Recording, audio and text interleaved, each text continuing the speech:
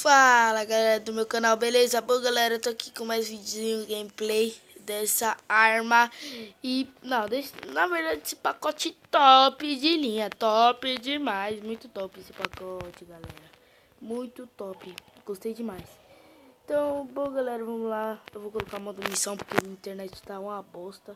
A internet tá um lixo. Então vamos lá. E bom galera, essa eu aconselho ela a comprar, mano. Ela é muito top, mano. Ela é top. Essa atualização tá demais. Essa atualização tá demais. Eita porra, mentira que eu errei. Cê é louco, eu errar isso daí. Sai pra lá. Morre. Nossa, fui bem no coco, toma. Sem querer querendo. E vamos lá, galera. Vamos fazer a limpa nesse joguinho aqui. Porque ninguém mandou colocar o coco na frente dele. Aí, ó, o que dá? Morreu. Ah, mano. Quem tá atirando em mim? Salve.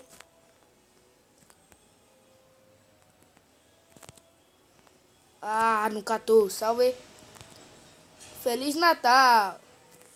Eita. Toma. Bom, galera. Mano, quem tiver dinheiro, gift, mano, se não tiver,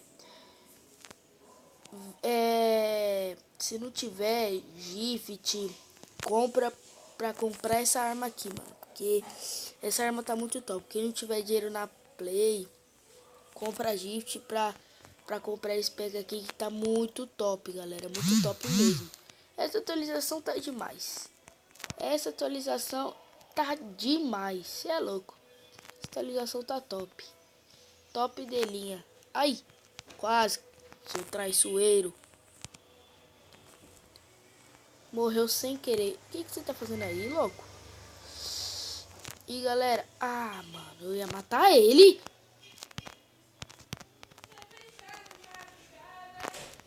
O que você quer aqui, ó? Vai, atira. Atira. Isso aí. Vamos lá, descarrega peito em mim. Trouxa.